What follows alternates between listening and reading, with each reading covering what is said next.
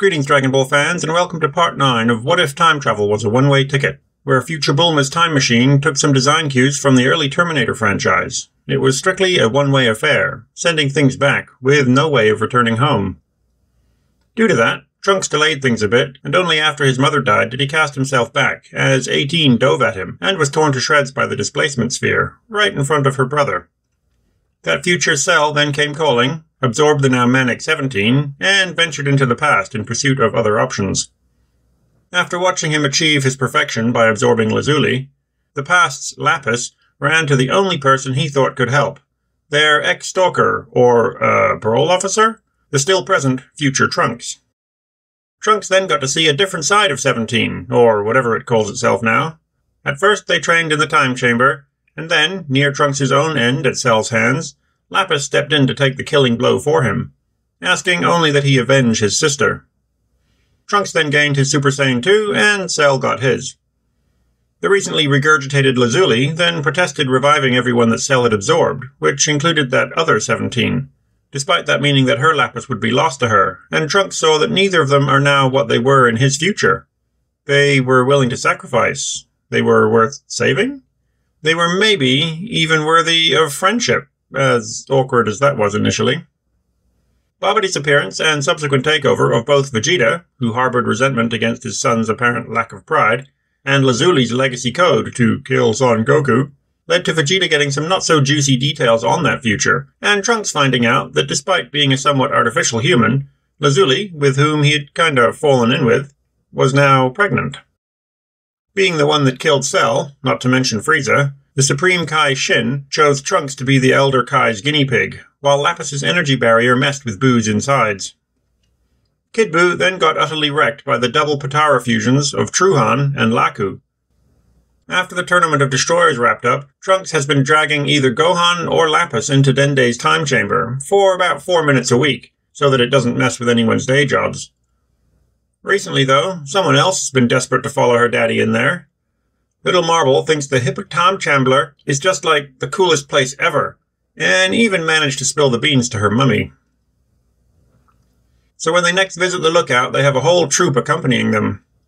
Through Marble's incessant badgering, Lazuli has agreed to come with, and being the de facto head of their group of badass Z-Wives, she's convinced Videl to come too. I'm sure they extended the offer to Chi-Chi, but you know what she's like. Gohan may have initially been a bit weirded out by Videl's sudden interest, but that quickly turned to happiness, as doing something physically active with one's wife is always fun. Though Dende was a bit concerned about the whole lot of them going in there. It's fine, Videl says, holding up a truly massive basket. Marin brought us a snack. Is, Marin going to be okay in there? Dende asks, looking over at the infamously ditzy woman hanging on Krillin's arm. Oh, no, she's not going in there. Don't be silly. She's just here to wreck you guys at poker. Korin and Yajirobe weren't interested this time, but maybe Dende and Popo have some skill at the game, or at least some nice loot to cough up. Their little castie could certainly use the entertainment watching the two of them flounder. Maybe Lapis's kids would also enjoy learning the game for those long winter nights when Daddy's off rangering on his island. As for Castie herself, she might be Krillin's daughter, but he doesn't think she's ready for that place, and sitting in the entryway the whole time sounds utterly boring. While Dende sighs in relief, there is a telltale cracking sound, and Mr. Popo's lips curl up in an ever-so-slight smile. So there's only going to be 10 of them for a day. Well, that's not too bad. Popo certainly has no objections, especially since they brought their own food, for once. There may not be much going on in Marin's head, but there's that at least. And the threat of annihilation at poker has certainly caught his interest. So Trunks, Gohan, and Lapis lead the way, and Lazuli, Marble, Videl, Pan, Krillin, Boxer, and Goten, of course, all troop in behind them. For first impressions, Lazuli is not exactly blown away. She casually steps off the dais and wanders around for a bit. Videl follows suit, and after a slight stumble, she's back on her feet too. Then there's a moment's rush as Marble charges ahead, with Pan hot on her heels. The boys, Boxer and Goten, wanting to appear super casual about it, end up tripping over on their first few steps. They emerge 4 minutes later, to the great disappointment of Marin. She'd barely got the rules explained to Dende when, well, they're back, and the food hamper is completely empty. What did they do in there? Just sit down and devour everything? What do you mean it's been a day? Don't be silly, Krilly. It's only been like a minute or so. How is he supposed to divest these two of all their, valuables in only a few minutes?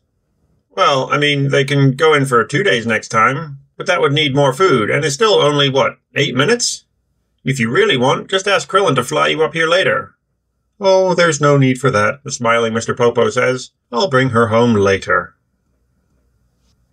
After the drama with Goku hiring Hit to try and kill him, his general boredom and utter lack of caution reminds the lone Zeno about the inter-universal tournament that they had spoke of at the end of their match versus Universe 6. When Trunks finds out about the almost casual threat of destruction, he's not pleased. Blaming Goku would be easy, but Trunks knows that the guy just wants to fight. Not necessarily kill or, wipe out all of existence. Surely this must be some kind of joke or trick though, right? Well, no, even that Beerus guy seems pretty shaken. The exhibition match is Goku, Vegeta, and a slightly more interested, not to mention much better trained, Gohan, whose match against Lavender goes much better for him, as Lavender has no answer to this much improved, effectively mastered Super Saiyan 2 form. Or is Super Saiyan 2 mastered by default? Well, anyway, after futzing around a bit and dodging poison blows, the likes of which brings Piccolo to tears, Gohan knocks Lavender out. Vegeta vs. Basil is a non-starter, he just wrecks the guy, and Goku vs. Bergamo goes about as close to canon as one can expect, as does Goku vs. Toppo. Goku's eventual use of the full-blown Super Saiyan Blue draws the requisite oohs and ahs, along with a few glares. Some, from Universe 11 for example, are more angry and aghast than others. The collected Kaioshin, Hakaioshin, and their various apprentices and assistants are all well aware of their collective predicament. Their universes are at risk because of this Goku guy sticking his nose into godly affairs, something mortals have no right to do. Honestly, they barely have the right to exist in the first place, what with all their fighting and barbarity. And see how they've infected the almighty Zeno with this battle craze. Something will have to be done. The tournament's roster has some changes as well. No, Krillin absolutely does join in. He's made quite the name for himself as the world champion after all, despite his attempts at sabotaging his own success by inviting the other Z fighters to participate in the 26th tournament.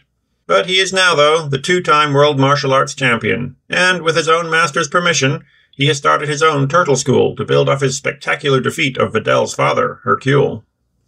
Master Roshi is a bit less prominent here, though, having never needed to engage with Goku over the Mafuba. So he says that he can't really see what he has to add that the likes of Krillin and co. couldn't. Goku's got one other person in mind, but he's not sure the others will approve. Frieza may be powerful and all, but he's so insidious that it might just not be worth it.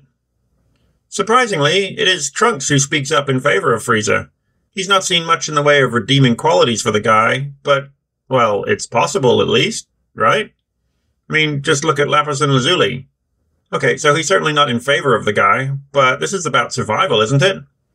Despite his father's loud protests to the contrary, pride really has no place in the face of their families simply ceasing to exist. So go on and get that multi-hued punching bag. Hopefully he's put his time in hell to good use. As much as it would be nice for the likes of Videl to put her few excursions into the time chamber to good use as well, she just can't match the raw output of that galactic tyrant.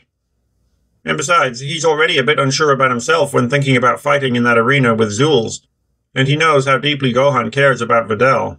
If she got hurt somehow, their team captain might be distracted. Vegeta, though, isn't having any of this, and turning to Bulma, asks if he is ready. Well, Bulma thinks so, but he hasn't actually engaged in combat beyond those few calibration runs she'd somehow managed to convince Vegeta to put the guy through. Besides, he makes a much better nanny for Bra. Intrigued by the thought, though, Bulma reaches into her ever-present lab coat and pulls out a somewhat familiar-looking key fob. Moments later, there is a whooshing sound, and the hulking form of 16 thumps down next to her and Bra, much to the child's delight. "Sabine!" Bra screeches and reaches up. Wait, how old is Bra here? Like 1? Maybe 2, tops? Well, with 16 around to play with, and a mother like Bulma, I'm sure she's well on her way to talking by now. Or maybe she does sign language to 16, since babies take to that pretty well, and 16 has likely looked up a bunch of parenting tips on what passes for the internet in the dragon world.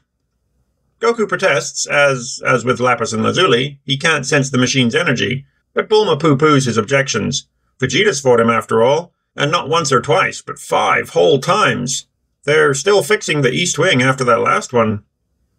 Also, drawing on what she's seen and done with the other two, and with 16's consent, of course, Bulma has implemented some upgrades.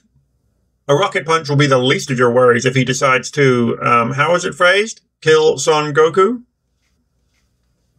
When the tournament proper commences, Goku and Vegeta head off to do their own thing, while the rest of them form two groups and stick close together.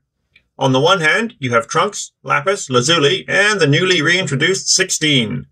And then the old guard of a sort, Piccolo, Krillin, Tien, and Gohan, I guess. Can't forget him.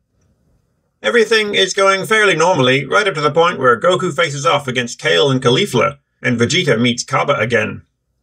Fortunately, for all concerned, there is none of that cringe-inducing, "Notice me, senpai," stuff happening, as Vegeta and Goku get front-row seats to the Universe 6 Saiyans, or at least Kaba and Caulifla, having had somewhat of a crash course, as it were, since their last meeting with the boy a few short months ago.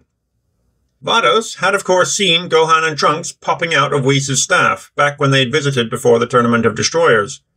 And after she had mentioned it to him, and having watched his team lose, Champa had demanded that she do something. Having started down that road a bit sooner, the red-haired Kaba versus blue-haired Vegeta is as impressive as ever, with Vegeta only in the lead due to having the blue hair, and a bit more experience with the various components of play. Their base forms are of course pretty well matched because of, plot and tension requirements. Caulifla, on the other hand, is fresh off that boat, or staff, so is having a bit of a tough time containing her excitement. Seeing her, friend, having lots of fun with this Goku guy, the timid-looking Kale eventually erupts in her Son Gokuing all over the place, and it is finally 16's time to shine. First, that rocket punch? Yeah, he actually still has it, and uses it to great effect. Well, Goku uses it, actually, to fly back into the arena after getting decked in the schnoz by Kale. She advances on the recovering Goku, only to have 16, arm now reattached, plop himself in her path. Her attempt to swat him out of the way does little as he catches her arm. 16 demands that she cease this, as she's endangering the spectators, but Kale only Son Gokus at him and tries to punch with her free hand. After struggling for a moment, she starts to flicker, and then drops out of the otherwise legendary state, and collapses to the ground. 16 then turns to the concerned-looking Caulifla and instructs her to take care of this one. She has lost a lot of energy. He then leaps off, shattering the ground below him, and lands near the edge, with another overtly dramatic, arena-crunching impact. Trunks approaches with Lapis and Lazuli, but 16 holds up a hand and tells them to stay back. He then pulls an Iron Man chest arc and fires a massive beam of energy out into the void, before staggering to a knee. Cycling. 16? Buddy? Lapis says, looking a bit concerned. Cycle complete. Recalibration complete. No internal damage. Look out. The trio of onlookers look around confused for a moment, then duck as the red-haired and rather upset Caulifla dives in towards 16, and is about to punch him, but sees his hand coming up and stops short, staring at those strange red crystals in his palm. And so, as 16 tells Caulifla that perhaps she should continue her playdate with Son Goku, and Lapis struggles to hold in the laughter, we will bring Part 9 to a close. How will 16's sudden and very much improved return affect things moving forward? And what's up with Universe 11's apprentice Kaioshin? He certainly doesn't seem to be enjoying the show. I hope he's not plotting anything. At least nothing that might endanger the otherwise amicable Gowasu and Rumshi. Well, find out next time on Dragon Ball. What if time travel was a one-way ticket?